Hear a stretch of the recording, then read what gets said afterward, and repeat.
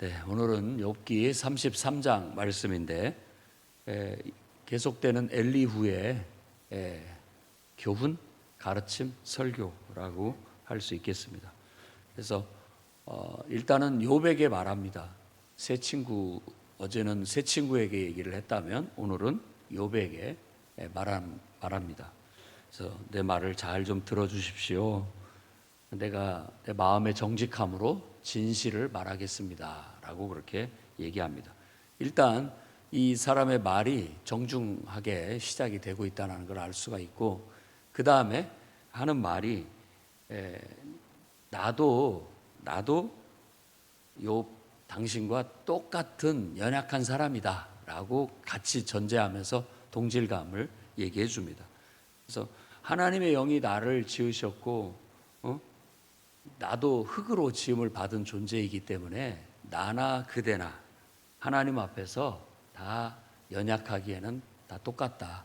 그래서 내가 이 똑같은 입장에서 내가 이런 말을 하는 것이 합당치 못하다, 이런 얘기죠.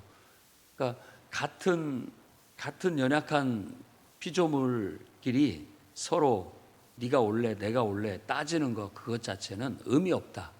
그리고 그럴 만한 자격도 없다. 내가 어떻게 말로 너를 누르겠느냐라고 얘기를 했는데, 이 누른다라는 것 자체가 상대방을 옳다 그르다를 판단하고 정죄하는 것을 말합니다. 어제 말씀에도 새 친구의 이 엘리후라고 하는 다음 세대가 뒤에서 지켜봤을 때의 문제점은 자꾸만 그 옳고 그름을 따지려고 하고 그걸 가지고 정죄하는데 급급해했다는 거예요. 그것이 거기에만 더 치중을 하고 뭔가가 결여됐다. 또 욥도 오늘 말씀에 보면 이제 욥의 이야기를 합니다. 욥이 주장한 내용은 나는 깨끗하여 악인이 아니며 순전하고 불의가 없다. 그런데 하나님께서 나를 벌하셨다라고 그렇게 말씀하셨는데, 그렇게 말씀하신 것에 있어서는 의롭지 못하다. 다시 얘기하자면 옳지 못합니다. 그 면에 있어서는 옳지 못합니다라고 그렇게 얘기를 했던 거예요. 그러니까 욥이 일단 자기 자신의 결백을 주장하고 나는 잘못이 없는데 하나님께서 나에게 벌을 내리셨다라고 강조하다 보니까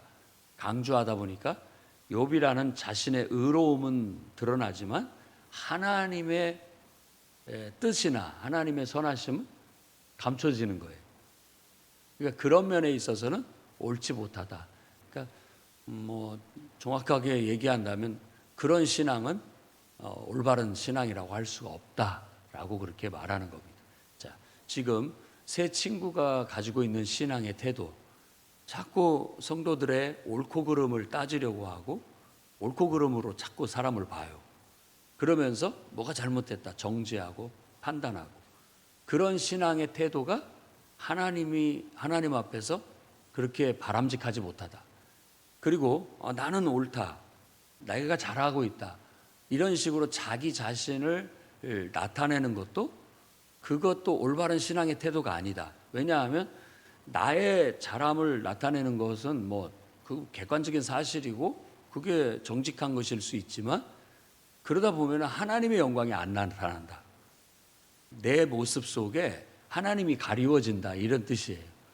그래서 엘리후의 지금의 연설 그리고 설교 변론은 새 친구들이나 욥이나 할 것 없이 자꾸만 하나님께 더 초점을 둬야 된다라는 쪽으로 이 어떤 사고의 방향을 돌리는 거예요. 그래서 우리의 신앙의 성숙함은 바로 거기에 있다고 볼 수 있습니다. 자꾸 우리 행위에 집착을 하고 또 사람의 됨됨이에 우리가 집착을 합니다. 살다 보면 그게 우리가 판단할 수 있는 그런 가시적인 모습이거든요. 그런데 보이지 않는 면 하나님께서 왜 고난을 주셨을까? 이 고난을 통해서 하나님이 뜻하시는 목적은 뭘까? 여기에 초점을 맞춰야 됩니다라고 지금 엘리후가 말하고 있는 거예요. 자꾸 어떤 행동의 행위에, 옳고 그름의 행동, 행위에, 그리고 또 사람의 됨됨이에 초점을 맞추는 것 자체가 너나 나나 50보 100보 다 똑같은 사람들끼리, 겨묻은 사람들끼리 뭐 이것저것 따지고 하는 것 자체가 바람직하지 못하다. 그러면 이런 고난이 온 것에 대해서 우리가 더 한 차원 높게 받아들이는 태도는 뭐냐? 하나님께서 왜 이 고난을 주셨을까? 이거. 그리고 하나님의 선하신 뜻은 무엇일까? 이런 데에 좀 더 우리가 관심을 가져야 된다라고 하면서 엘리후의 설교가, 엘리후의 연설이 계속 되게 됩니다. 그래서 13절에서 18절 말씀 보면 이제 12절에도 하나님은 사람보다 크십니다라고 말함으로써 우리가 인간의 연약함, 닭같이 연약한 사람들끼리 서로 옳고 그름을 따지는 이런 행위가 별로 바람직하지 못하다. 오히려 우리와는 차원이 다른 하나님의 더 큰 뜻에 우리의 눈을 돌려야 된다라는 것이죠. 인간 구원은 거기에 있습니다.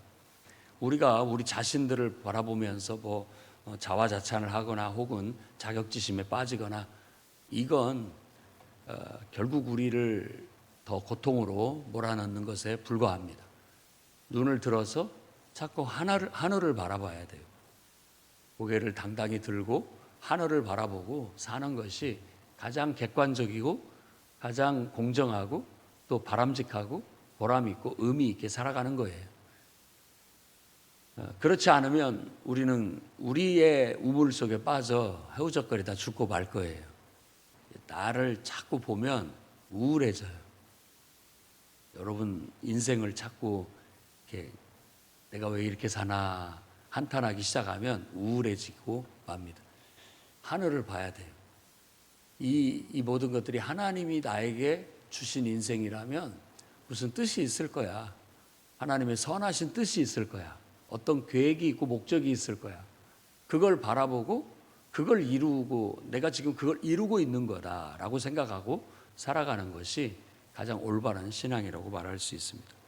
그래서 우리가 하나님과 논쟁하려는 태도, 그거 자체가 부질없다. 만일 우리가 일방적으로 생각해야 할 것은 뭐냐면 하나님께서 이와 같은 고난과 이런 어려움과 이런 인생을 주신 목적이 뭐냐?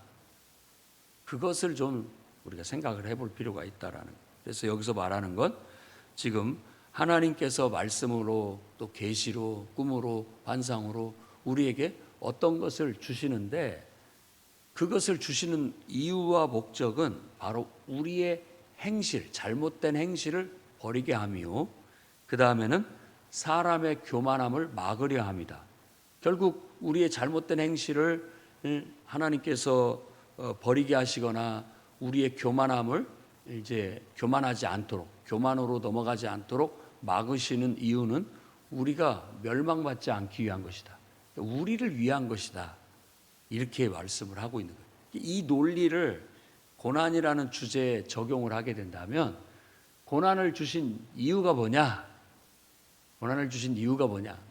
우리의 유익을 위한 것이다. 이렇게 긍정적으로 받아들이게 가르치고 있는 거예요. 고난이 왔을 때 어떤 안 좋은 일이 생겼을 때 뭔가 잘못했으니까 이런 일이 생겼어. 그러니까 빨리 잘못된 것을 돌아보고 회개하고 고쳐. 그러면 하나님이 해결해 주실 거야. 라는 식으로 새 친구들은 얘기를 하면서 옳고 그름을 따지고 정죄를 하는데 그 급해요. 욥은 그런 말을 들으니까 심사가 뒤틀리고 난 잘못한 거 없는데 하나님이 이런 벌을 주신 거야. 라고 한탄을 하게 됨으로써 마치 자기는 옳다라고 주장을 하게 되면 하나님은 그러면 잘못됐냐? 이런 식으로 이제 하나님의 영광을 가리게 되는 그런 결과를 가져왔죠. 그런데 이제 제3자인 다음 세대인 엘리후는 그런 상황 속에서 이런 모든 것들은 하나님의 주권 속에 있고 하나님이 이런 고난을 주셨다고 한다면 이 고난은 우리에게 유익하기 때문에 주신 거야 라고 받아들이는 거예요. 이게 한 차원 더 높은 신앙이라고 말할 수 있겠죠. 이 고난을 통해서 하나님은 우리가 잘못된 데 빠지지 않게 하기 위해서 또 하나님은 우리가 교만에 빠지지 않게 하기 위해서 그래서 우리가 더 좋아지도록 하나님이 이런 어려움과 고난을 주신 것일 수 있다라고 그렇게 말하는 겁니다. 어떻게 보면 고난은 우리에게 유익이다, 그렇게 말하는 거예요. 그러니까 하나님의 선한 목적이 있지 않겠느냐, 하나님의 선하신 뜻이 있지 않겠느냐, 욥이라는 사람을 더 훌륭하게, 더 의롭게, 더 만들려는 하나님의 손길이 아니겠느냐라고 말하고 있는 거예요. 그렇다면 그런 말은 수긍할 수 있는 거죠. 욥도 아무 말 하지 않습니다. 거기에 대해서 반론하지 않고 그냥 수긍을 하고 있습니다. 병상의 고통, 징계, 참 이게 힘든 거죠. 우리 마음은 구덩이에 빠지게 되고 낙심한다는 거예요, 스스로. 그리고 생명은 죽음에 가까워지게 되고 곧 죽기 일보 직전까지 간다라는 거죠. 근데 그런 고통 자체가 결국 우리에게 어떤 작용이 일어나서 우리에게 유익으로 와닿는다, 결국은. 그래서 어떤 죄에 빠지지 않게 만들고 교만함에 빠지지 않게 만들고, 어찌 보면 여기에서는 그것까지 다루고 있지 못하지만 하나님의 어떤 선한 목적과 하나님의 영광을 위해서 이런 것들이 주어진 것이다 라고 그렇게 해석을 하도록 욥기서는 우리에게 가르치고 있습니다. 그래서 결국은 하나님이 일천천사 중 하나를 보내서, 천사 중에 하나를 보내서 우리를 돕게 하실 것이다. 그 돕는 자를 중보자라고 그렇게 얘기하는데, 이런 대목에서 예수 그리스도가 문득문득 떠오릅니다. 그러니까 다 예수 그리스도 그 자체가 우리에게 구원이에요. 하나님이 우리에게 주신 구원. 그래서 그분을 통해서 우리는 어떻게 보면 죄 사함 받고 우리가 거듭나고 우리가 하나님의 자녀가 돼서 축복을 받는 그런 은혜를 잊게 되었다라는 걸 말합니다. 하나님께서 결국 우리에게 이 모든 인생에 우리가 말하는 부조리한 일들, 또 고난, 병고 이런 것들을 행하시는 이유가 뭐냐라고 한다면 결국 인간을 구원하기 위한 것이다. 영혼을 구원하기 위한 것이다. 적어도 그 영혼 구원의 큰 선하신 목적과 계획 속에서 다 이게 굴러가는 것이다 라고 말하고 있는 거예요. 그러고 보면 맞습니다. 인생은 인간 구원을 향해서 우리가 잘 알 수 없는 그런 큰 틀에서 하나님의 선하신 목적과 뜻은 계속 돌아가고 있는 거예요. 지금 내가 왜 이 부당한 대우를 받고 있고 고난을 받고 있느냐라는 것도 하나님의 큰 뜻과 섭리 속에서 보면 어떤 인간 구원의 큰 계획 속에서 지금 하나님이 나를 그렇게 사용하고 계시는 것일 수 있다라는 거예요. 예를 들어 신약 성경에 본다면 예수님께서 어떤 눈먼 자, 왜 저 사람은 태어나면서부터 저런 장애를 안고 태어났습니까? 누구 죄입니까? 뭐 이렇게 얘기한다고 한다면 조상의 죄입니까? 그 사람의 죄입니까? 조상의 죄도 그 사람의 죄도 아니다. 하나님의 이 일을 나타내기 위함이다. 뭐냐면 예수를 만나서, 하나님의 아들을 만나서 고침을 받아서 예수님께서 하나님의 아들 메시아라는 것을 드러내기 위해서 그렇게 준비해 왔던 거다. 그렇게 사용하시기 위해서 지금 예수님을 만나게 했고 예수님을 통해서 눈을 뜨게 해서 결국은 하나님의 하시는 일을 위해서 하신 것이다. 때때로 우리를 어떤 부당함과 부조리함과 어떤 고난 속에 두시는 것도 그것을 통해서 하나님께서는, 예를 든다면 그걸 해결해 주심으로써 하나님이 영광을 얻고 하나님의 구원이 온 세상에 널리 전파되는 데 쓰시기 위해서 그렇게 하실 수 있다라는 그런 점을 얘기하고 있기 때문에 엘리후가 이 세 친구와 욥과 다른 점은 그 초점을 하나님의 뜻에 뒀다라는 거예요. 그것이 수준 높은 신앙입니다. 여러분, 우리들이 하루하루 살아가는 인생 결국은 하나님의 선하신 목적 속에서 이루어지고 있습니다. 내가 받아들이기 어렵든 그걸 삼키기 어려운 것이든 좋은 것이든 다 하나님의 선하신 목적 안에 이루어지고 있는 거예요. 우리는 어떤 일을 당할 때마다 하나님을 찬양하고 하나님 주님의 뜻이라면 하나님의 선하신 뜻대로 하시옵소서라고 하고 겟세마네 동산에 기도를 하면서 내 뜻대로 하지 마옵시고 이게 아버지의 뜻이라면 아버지의 뜻대로 하시옵소서라고 하면서 흔들림 없이 하나님을 바라보고 하늘을 바라보고 꿋꿋하게 자기 길을 자기 사명을 감당해 나아가는 것, 그것 자체가 내가 하나님을 위해서 뭔가를 하는 것은 아닌데 그런 마음도 교만함이죠. 뭔가를 한다라는 게 아니라 내가 그렇게 고난을 받고 힘들어하고 정말 여기서 말하는 것처럼 병상의 고통과 막 징계를 받는 뼈가 쑤시고 아프고 고통스러운 그런 것들을 당하는 것 자체가 결국은 나는 그냥 뭘 하려는 게 아니라 그럴 수밖에 없는 상황 속에서 그럴 수밖에 없었는데 결국 하나님의 계획이 나를 통해서 이루어지고 있더라.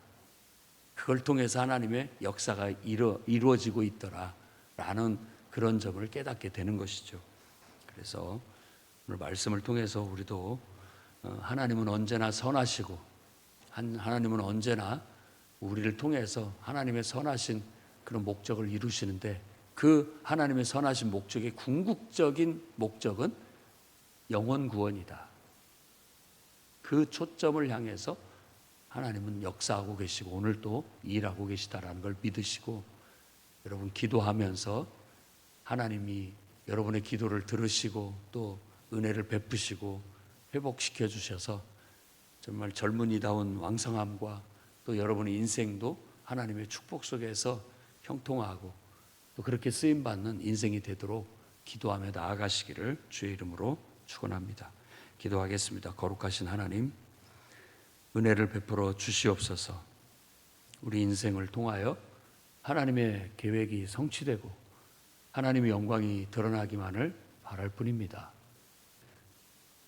우리가 무엇이간데 하나님께서 우리를 존귀하게 여기시고 정말 천사보다도 더 위대하게 하시며 우리를 통하여 하나님의 뜻이 이루어질 수 있고 우리를 통하여 하나님의 영광이 드러날 수 있는 그런 존재로 산다라는 것이 우리에겐 영광이고 축복임을 고백합니다. 오늘도 온전한 신앙으로 기도하며 하나님의 은혜를 구하오니 우리를 복되게 하시고 이 땅에 사는 날 동안에도 하나님께 쓰임받는 그런 놀라운 축복 속에 살다 오는 세상에서도 주님께 돌아가 주님 안에서 영생 복락을 누리며 그리스도와 더불어 왕노릇하는 축복이 있게 해 주옵소서. 예수님 이름으로 기도드립니다.